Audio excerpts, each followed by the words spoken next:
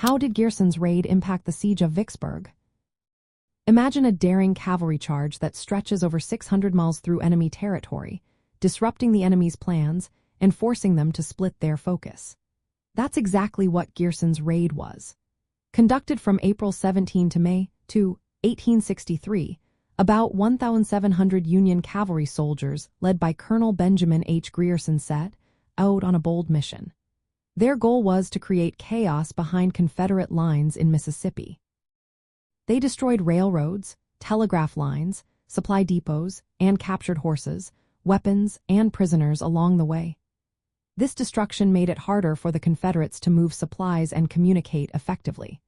Most importantly, Grierson's raid drew Confederate attention away from the main Union effort to take Vicksburg.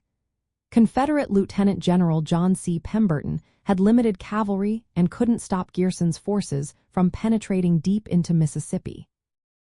This forced Pemberton to divert troops to defend against Grierson's raid, reducing the number of soldiers available to defend Vicksburg itself.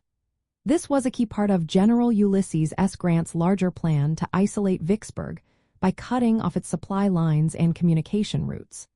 By distracting the Confederate forces and causing widespread disruption, Grierson's raid helped Grant's army move more freely. It allowed them to lay siege to Vicksburg with less interference from Confederate cavalry or reinforcements.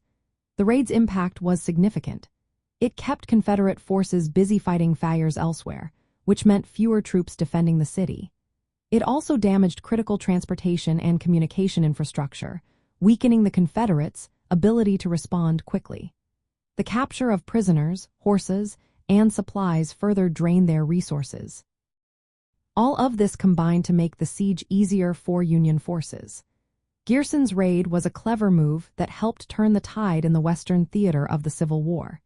It showed how a well-planned cavalry operation could influence a major battle by creating confusion and stretching enemy forces thin. Without this raid, the Union might have faced even more resistance during the siege. Instead, it helped pave the way for the Union's victory at Vicksburg, a turning point that gave the North control of the Mississippi River and split the Confederacy in two.